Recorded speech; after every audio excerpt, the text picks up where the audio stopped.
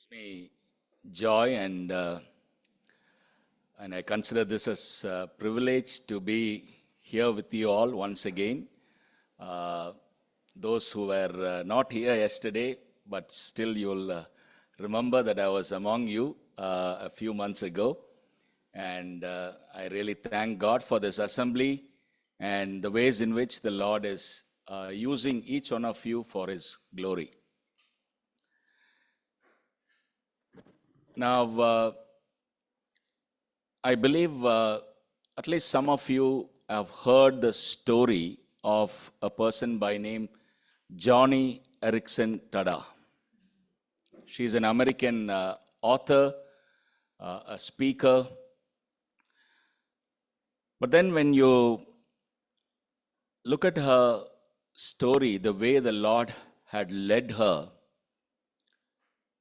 it's an amazing example of what to experience as God's children, His grace and power.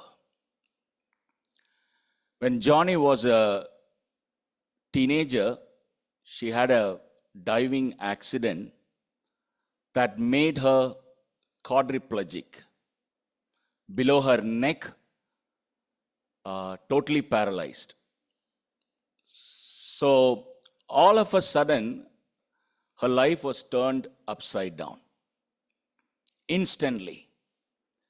She became bedridden, and the doctor said, for the rest of your life, this is how you're going to be. So it was very difficult for this young girl to cope with that. For a long time, there was bitterness in her heart. And then over a period of time, she realized that even in the midst of all this, God does have a purpose. It took a while, but then she was able to get out of that period of bitterness. And then there was a time when she was seeking miraculous healing. If you read through her life story, there were times when she went after healing meetings, expecting that the Lord would miraculously touch her and she will be able to walk again. And this phase went on for quite a while, maybe a few years. She very sincerely, with lots of faith, she prayed that the Lord would intervene.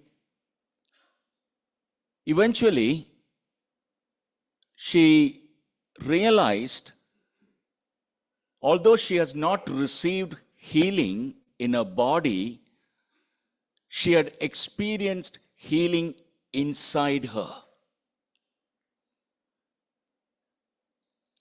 Now, Johnny's life has ever been like that after that incident. She has been on the wheelchair for almost 50 plus years. She is still alive. A woman who has battled so many obstacles in her life. She had fibromyalgia, a kind of a situation where you keep experiencing pain all the time in her body. And then on the top of that, she had breast cancer. She had COVID, so on and so forth. In a recent interview, I think it was about a couple of years ago, where she was recounting those 50 years of her life with the Lord. And one of the things that she said was, I have been on the wheelchair for the last 50 years, but I have been walking with Jesus. Brothers and sisters, this morning, I want to talk about experiencing God's grace and power in the midst of our weaknesses. So please turn with me to 2 Corinthians, a very familiar passage, 2 Corinthians chapter 12, and I'm going to read from verse 8, 9, and verse 10. 3 times I pleaded with the Lord about this, that that it should leave me. But he said to me, my grace is sufficient for you, for my power is made perfect in weakness. Therefore, I will boast all the more gladly of my weaknesses, so that the power of Christ may rest upon me. For the sake of Christ, then, I am content with weaknesses, insults, hardships, persecutions, and calamities. For when I am weak, then I am strong. May the Lord add his blessings to the reading of his word. Now, if you know the background of this epistle that Paul wrote to the Corinthian church, he was already undergoing a terrible time in his own life. If you read through the first chapter, at least 7 times, he mentions the word affliction or suffering. Now, the Greek word for affliction, thlipsis. Now, that really, it's a very picturesque word, where it is like, a heavy boulder has been placed on your chest.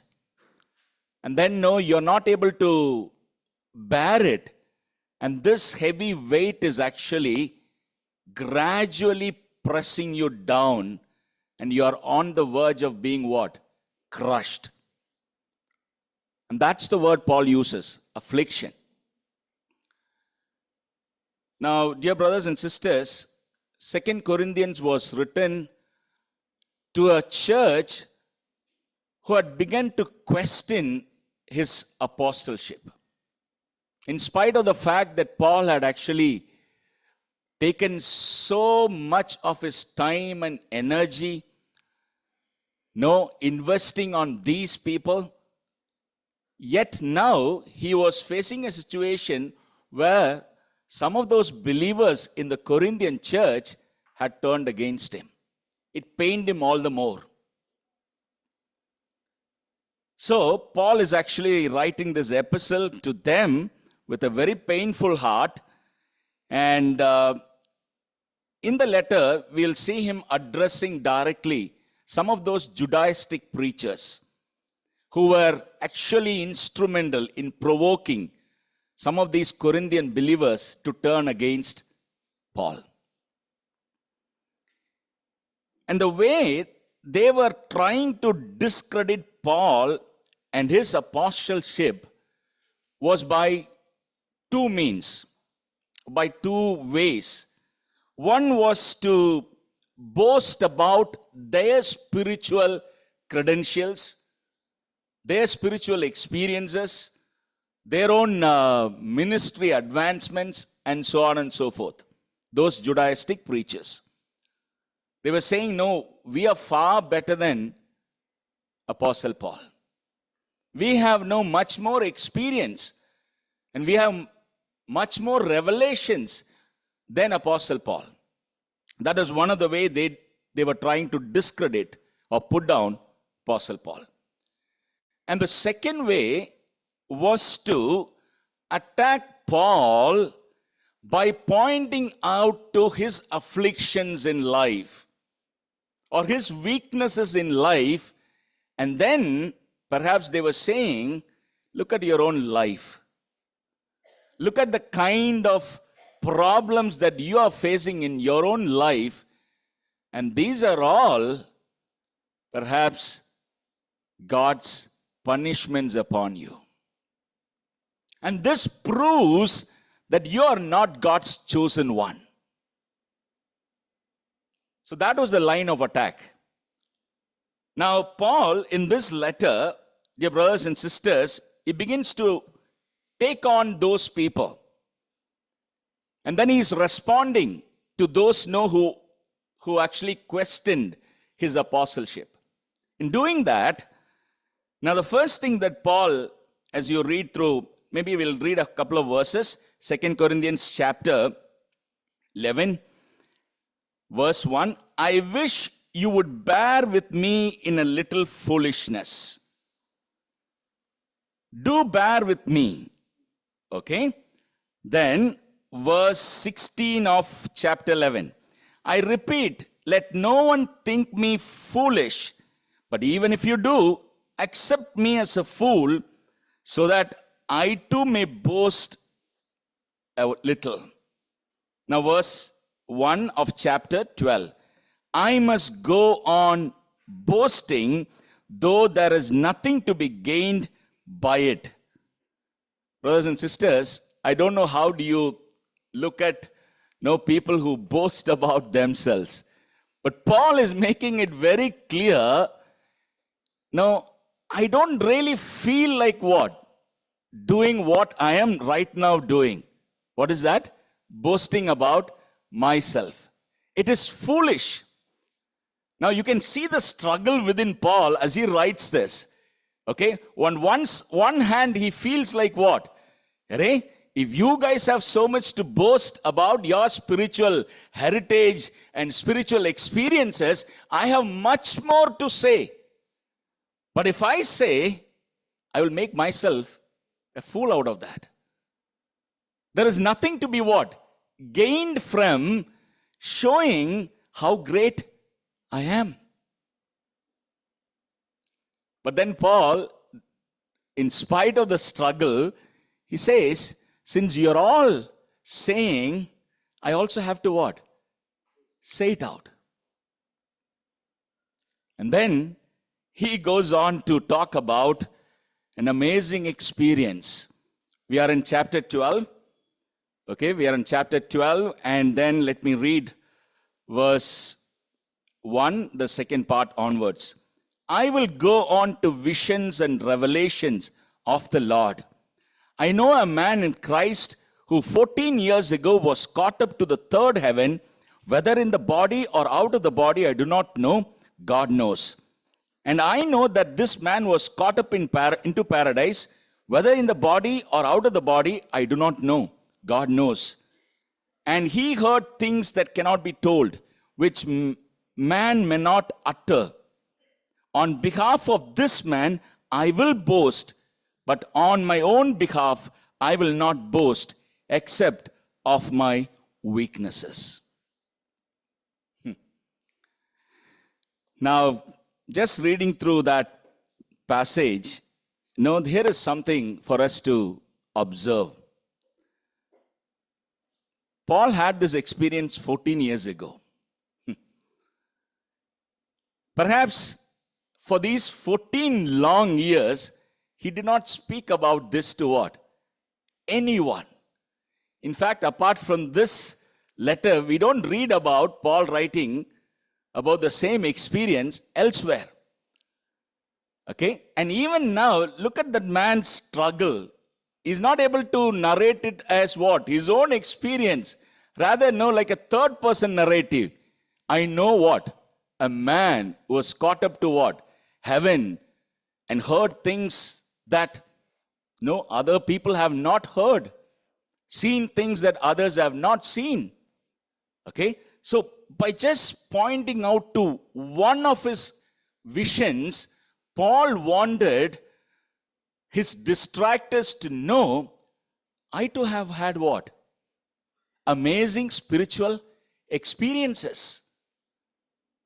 Now, in fact, if you read through the book of Acts and also the epistles that Paul wrote, Paul does mention about some of the special visions he had received.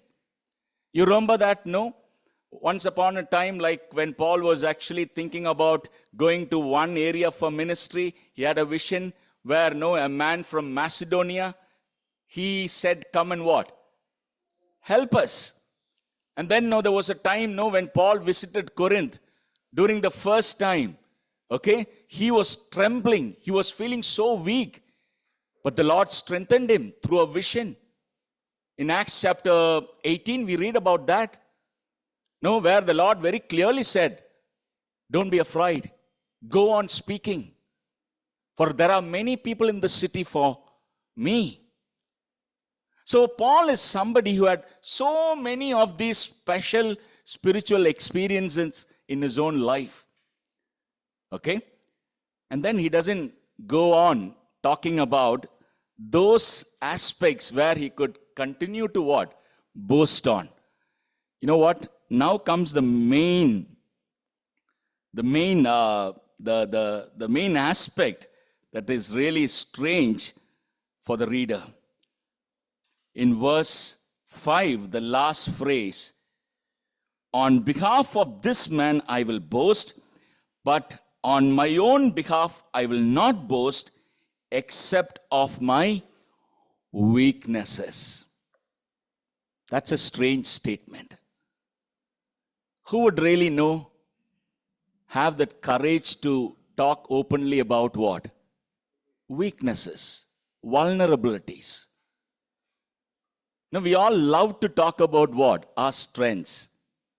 Know who we are, what is our spiritual heritage, what are our spiritual credentials, okay, how the Lord is using us. And all that, no, we would love to what? Talk so much, maybe non-stop. We love it. There is so much of excitement. Of course, it does what? Encourage other people, but it will also cause jealousy. Don't forget that. Okay? The more you boast about yourself, it is also what? No, creating envy and jealousy, sometimes in others. But the point here is, Paul is now turning the tables on those people who said, look at your weaknesses. You look at your vulnerabilities. Okay? So now Paul is turning the tables on them and he's saying, Array, I can also boast in my what? Weaknesses. And then he goes on. And that's when Paul talks about a problem that he had been battling, we don't know for how many years, but a real battle. Let's read about that. Verse 7. So to keep me from becoming conceited because of the surpassing greatness of the revelations, a thorn was given me in the flesh. A thorn was given me in the flesh. Right? I'm sure this is very familiar to us, right? It has become a general English metaphor today. Thorn in the flesh. I've come across people who say, no, husbands, talking about their wives, she is my thorn in the flesh. Okay? Maybe like in a lighter manner, but I have heard people say that. No, this phrase, thorn in the flesh. Now, what is this thorn? Now, when you use the word thorn in today's context, it is something so what? Trivial, isn't it? Isn't it? You're walking on the ground and then no, you have what? A thorn prick. And no, you don't really make that as what? Huh? A big issue. Because no, you think it's just a thorn. Okay, it'll cause a little pain, that's fine. And then you can remove it. And then no, it's not a major issue. But here, the word thorn, if you look at in its original expression, he's talking about a stake with a pointed end. It's like spike. You know that the shoes with spike? Okay? It's very sharp. And then, no, like if accidentally, no, if you step on somebody's foot, it's going to what? Cause a lot of pain. So Paul is now not talking about something very trivial. Paul is now talking about something that has been bothering him for quite a long time. And then if you also look at the word flesh which is used here, thorn in the flesh, flesh not only refers to something of the physical body, it can also be used for something that affects your mind. So what was Paul actually talking about? What was the thorn in his flesh? One thing is very clear, that this was affecting both his mind and body. And we all believe in the doctors here, so I need to be careful, right?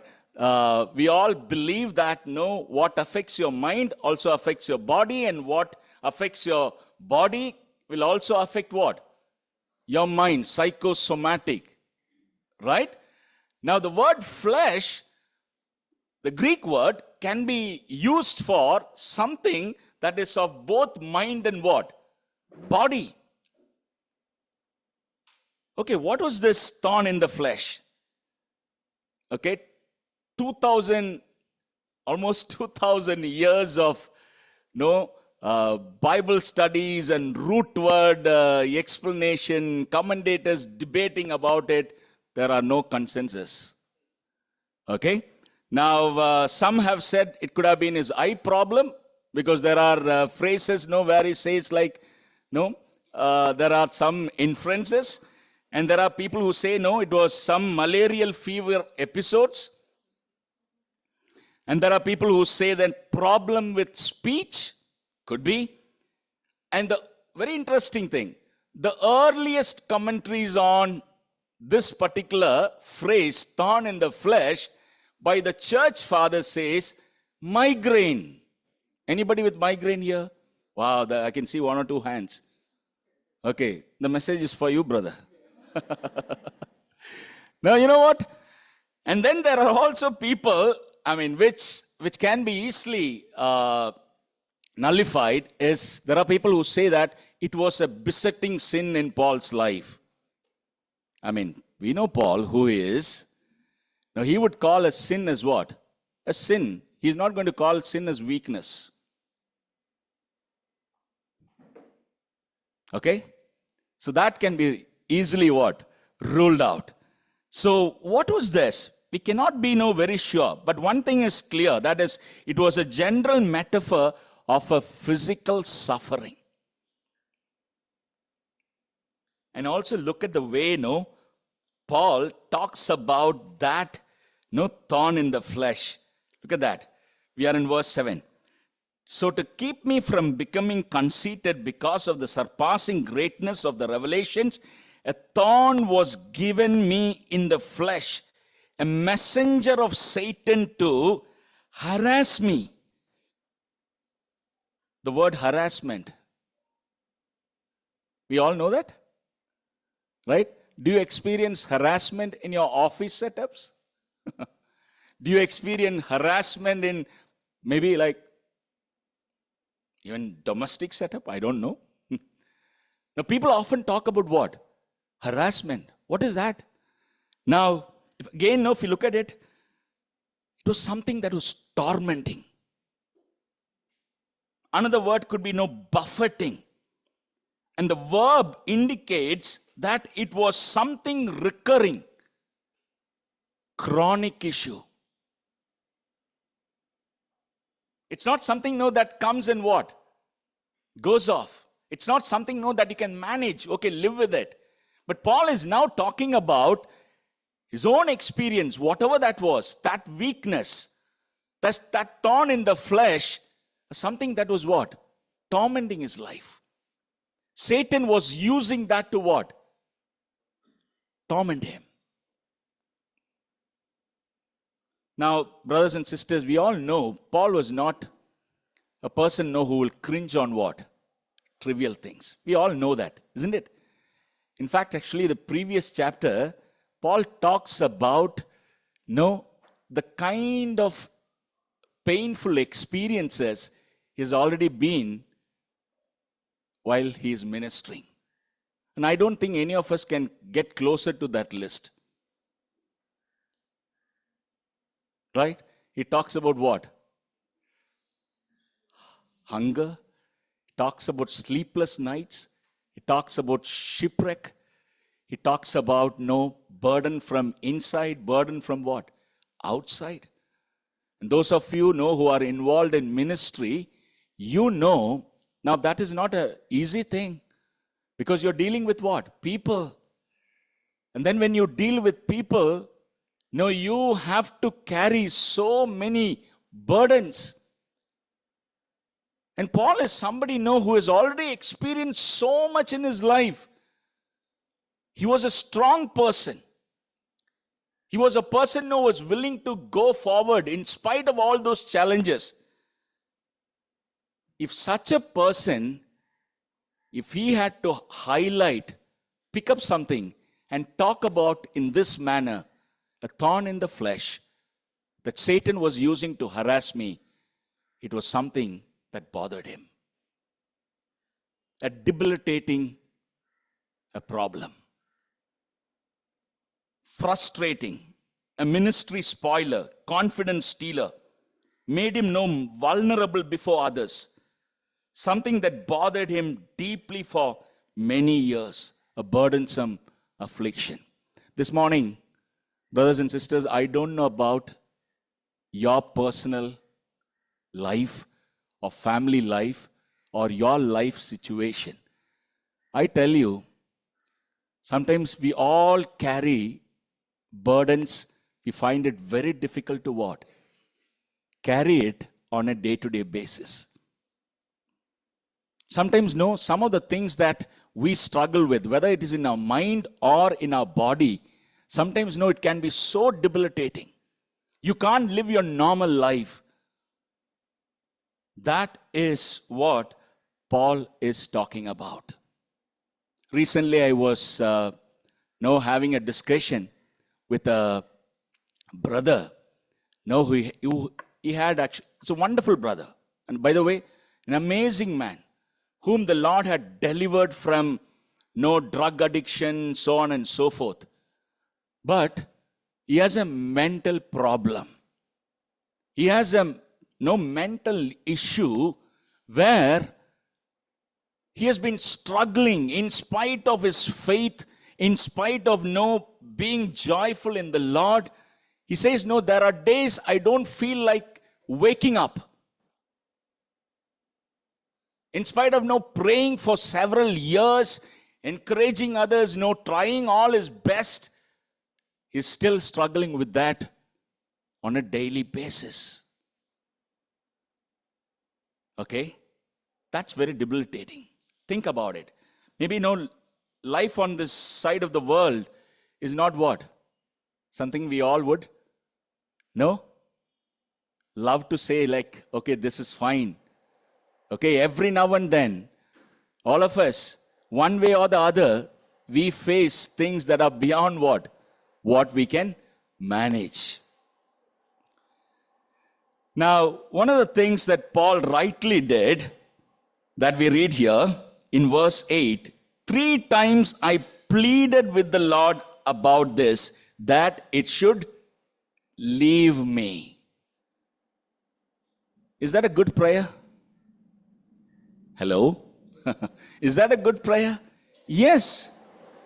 Do we have the right to pray like that? Yes. Can God miraculously deliver? Yes. Right? And Paul wholeheartedly believed in what? A prayer answering God who can do what? Wonders. And Paul believed it. That is why he pleaded with the Lord that it should what? Leave him. Now I'm just wondering how Paul would have prayed. Okay, just my imagination. Sometimes we also do that, right? Lord, Lord, it is for your ministry's sake, Lord. Lord, am I doing something for myself, Lord? No, Lord. No, I am your servant. And I am carrying the burden of preaching the gospel to where? Unreached places I am going around. Lord, why can't just let me do that with freedom? He would have pleaded with the Lord. Right? One thing. In Paul's life, God had miraculously dealt with him several times. Paul is not a stranger to what? Miracles. Supernatural interventions several times. You remember, like the shipwreck? You remember that? And there was a viper that yesterday our dear brother had an interesting story about it. A viper, no, that fastened onto his hand. Okay? Imprisonment. Several times, Paul had experienced what? God's miraculous intervention.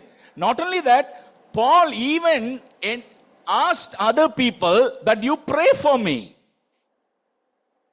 While he was in the house arrest situation in Rome, when he writes those 4 prison epistles, in Philippians, Paul is writing, okay, by your prayers, it may result in my deliverance.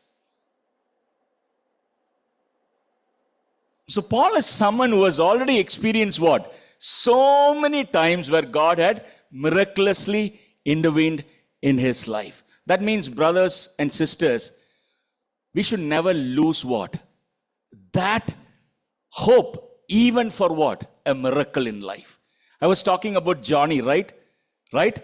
Even after 50 years, I don't know how many times she would have pleaded with the Lord, but even after 50 years, she still believes that God can miraculously what? Heal her.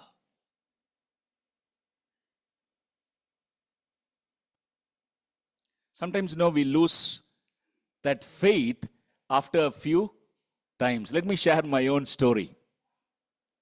I was diagnosed with neuroendocrine tumors. It's called as NET.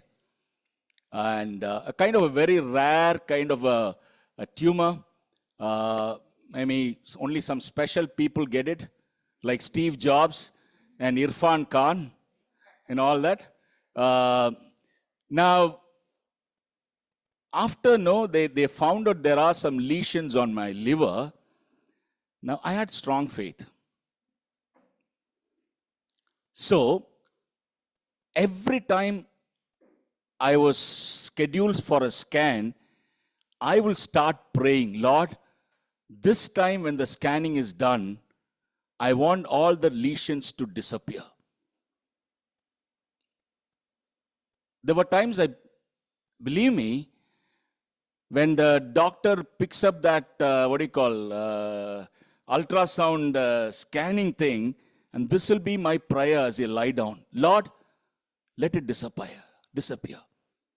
Lord, it is possible for you. And all that.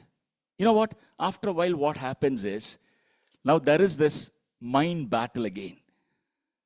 The mind battle is, what is the point? It is not going to work.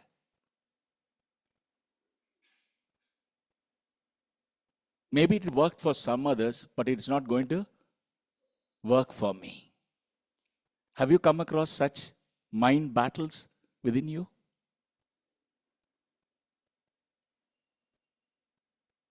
You know what? Paul, the reason why he stopped praying after 3 times, it's not because, he didn't have enough what?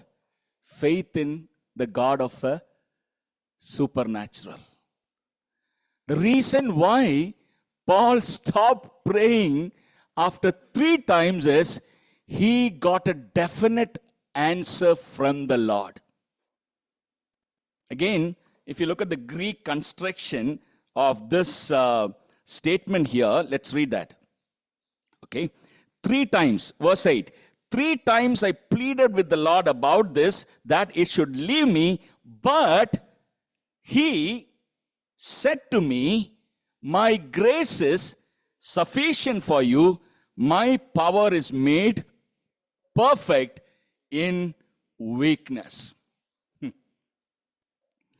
In the Greek construction, and I just read this in one of the commentaries, where, it is like, the translation should be something like this.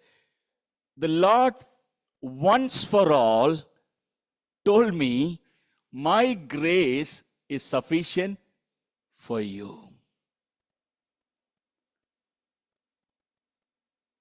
And Paul decided, this is okay with me. You know what? Let me also add one more thing. Now, for Paul, the Lord did not say, from now on, my grace will be sufficient for you. It is a statement that is applicable even for his past. I tell you, this is the whole thing. This is the most important thing. No, for us to look back at our own lives and see how the Lord has sustained us with His grace in the past. So I don't know like how long Paul struggled with this. I don't know. But I'm just saying, no, at least 15 years, because there is a mention of 14 years. I don't know. But when Paul looked back, Paul realized that, what did he realize? Hey, it is true that the Lord has what? Sustained me in spite of what I'm experiencing.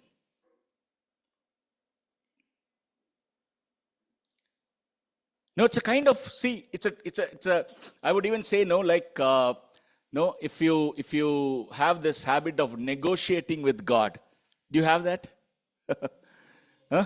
Do you have the habit of negotiating with God? Or the other word is bargaining? You know, it's like, no, you have this, Lord, can you please take this? Can you please deliver me out of this? The Lord says, okay, now here is my option for you. Okay, I'm not going to take it out of you. I'm not going to deliver it, but I'm going to continuously supply what? Grace to you, deal or no deal.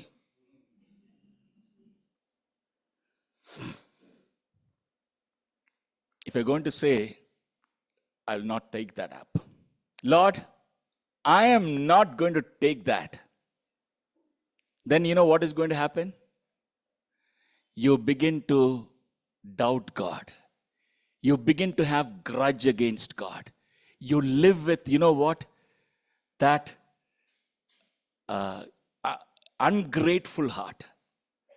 And you know what? Life is going to be miserable after that. But here is a deal that God gives to Paul. He's saying like, no, my grace is what? Sufficient for thee. See, I'm going to give you my power in your what? Weaknesses. Is it okay with you? Brothers and sisters, this morning I want to ask you, are you okay with the way the Lord has dealt with you? Are you able to say, Lord, yes, you did not really act the way I wanted, but Lord, I'm okay with what options that you have given me. Brothers and sisters, before I conclude, I just want to highlight a few more things here and then we will close it. See, in this phrase, I want you to look at verse 7 again. So to keep me from becoming conceited because of the surpassing greatness of the revelations, a thorn was given me in the flesh. I'm going to ask you a question here. Thorn was given me. Who gave it? Hello? It's actually in the passive sentence, right? I'm not that good in grammar, but I believe that this is like a more of a passive thing. Okay? A thorn has been what? Given me. Now here comes the question. Who gave you, Paul? Very tricky. Because the next sentence says, what do we read there? Okay, a messenger of Satan to harass me. That means what? It is used by the devil to what? Harass me. But who has given me? In other words, no. Who has allowed this to happen? I tell you, it takes a lot of courage to say, Lord, you.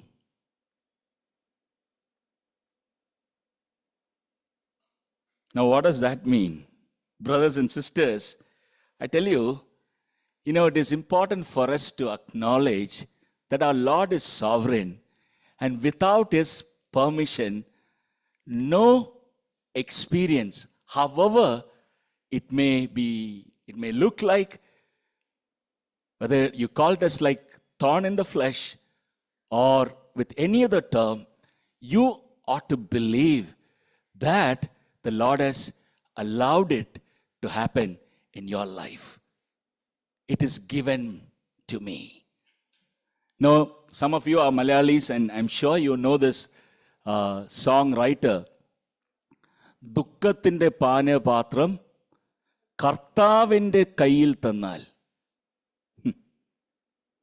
If the cup of sorrow, if the Lord gives me, സന്തോഷത്തോടെ അത് വാങ്ങി hallelujah പാടിയിടും ഞാൻ. I will receive it with joy and sing what? How do you do that? You know when he wrote that song? When he lost his 9-year-old son. When he lost his 9-year-old son, he was able to proclaim, this is a cup the Lord has given me. My dear brothers and sisters, I tell you, let me read a sentence for you. If you knew what power there is in an accepted sorrow. Many of us know we are not able to experience God's grace and power because we have not accepted what? These sorrows. We are still resisting. We are still denying. I tell you, one of the things that really changed my perspective when I was so down after the diagnosis was a very small book written by John Piper. Don't waste your cancer. What a title. Don't waste your cancer. You know, the background is he had prostate cancer at one time and he was scheduled for surgery. So he was admitted in the hospital. That was the time, he thought about it.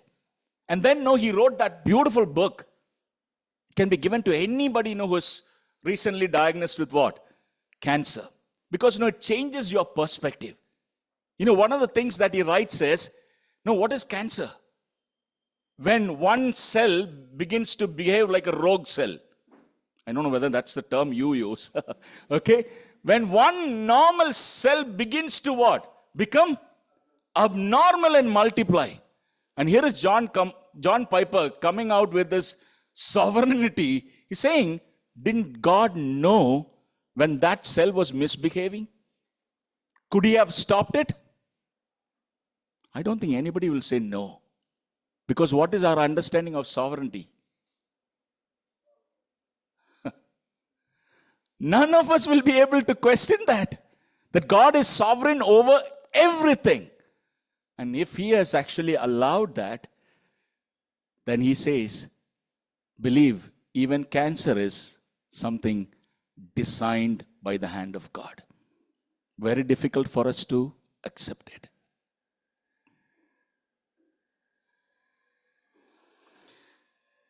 Moving on, let me also add another word here. We are trying to see now how we can experience God's grace and power in the midst of weaknesses.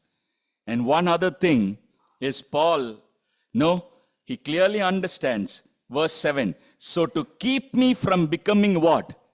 Conceited because of the surpassing greatness of the revelations.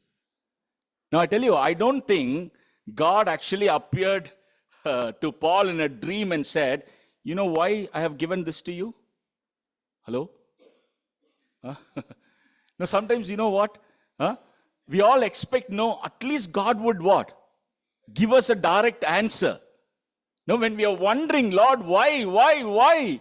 And then God comes, and tells, okay, your asthma is because of this. Or your trouble is because of this particular thing. And that's the purpose I'm trying to what? Work out in you.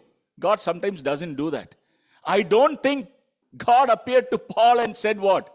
This is because of this. But Paul, over a period of time, when he reflected, he understood, even in this weakness, God has a purpose. And that purpose is, because of all those special revelations I have received from the Lord, I should not become what?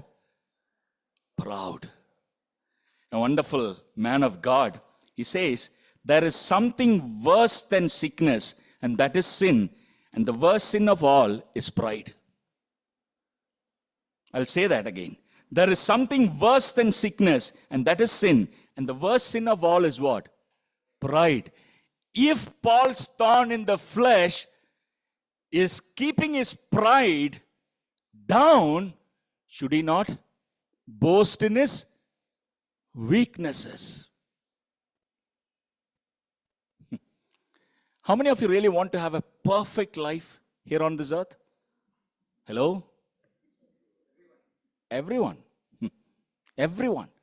Now, how we all wish, no, okay, these small things that trouble me, no, if they are all removed, how, no, greatly I will rejoice in the Lord. I tell you, you will not rejoice in the Lord. You will not glorify the Lord. Maybe, no, some of your weaknesses, some of your problems that you battle out day and night is what actually keeping you what? Closer to the Lord.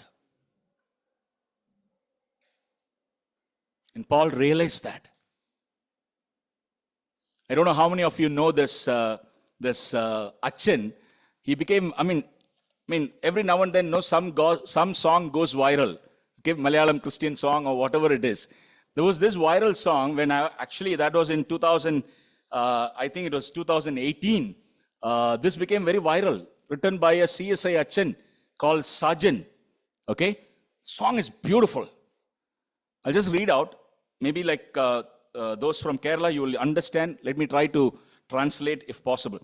ഒരു മഴയും തോരാതിരുന്നിട്ടില്ല, ഒരു കാറ്റും അടങ്ങാതിരുന്നിട്ടില്ല, ഒരു രാവും പുലരാതിരുന്നിട്ടില്ല, ഒരു നോവും കുറയാതിരുന്നിട്ടില്ല. You know what he says is, there is an end to everything. There is an end to what? The rain. There is an end to what? The wind that's blowing often. There is an end to know every night. There is an end to every sickness. And then, in the stanza, I really like this. He says, മഞ്ഞും മഴയും പൊള്ളുന്ന വെയിലും എല്ലാം നാഥന്റെ സമ്മാനമാം, N ജീവിതം നന്നായി വരുവാൻ N പേർക്കായി ദാതൻ ഒരുക്കുന്നതാണ്. You know what he's saying? No? Manyan and what did they say? The snow, it's talking about all the harsh elements. Okay? The snow, and then he talk of rain, and then scorching heat. Why the Lord is allowing all this in my life? So that, no, my life would become what? Better. What is that better thing? It is not a painless life. That better thing is to become more like his son, Jesus Christ. And I tell you, only our vulnerabilities, our weaknesses, the things that really we are troubled with, those are the elements that God uses in his sovereignty to make us more like what? His son Jesus. Therefore, Paul said, I will boast in my weaknesses. And allow me to just say one more thing and we'll close. And that is, God's power is manifest in weaknesses. Now here is a question, okay? Do you want to experience God's power? Hands go up. You want to experience God's power?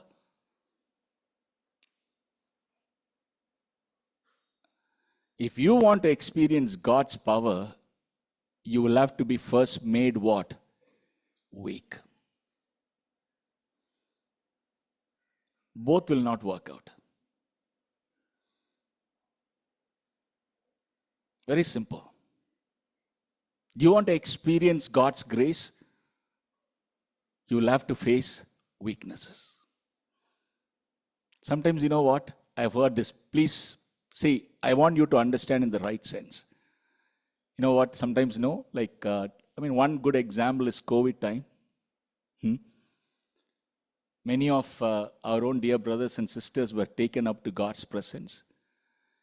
And some of us who were alive, we were actually using the word God's grace. You know how? By God's grace, we were alive. What are we trying to communicate? Didn't those brothers and sisters who were taken up to the Lord's presence during COVID, Didn't they have God's grace?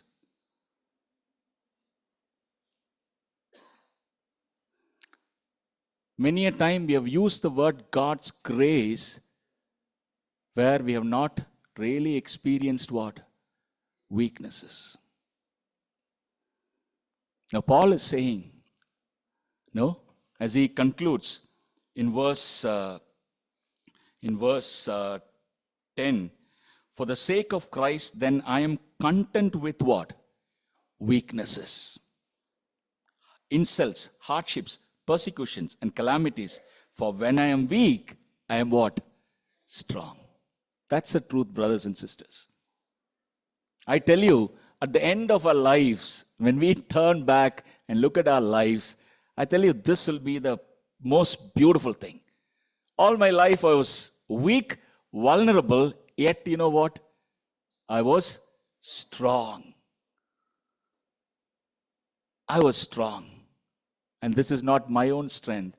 And this is the strength that God gives me on a day-to-day basis.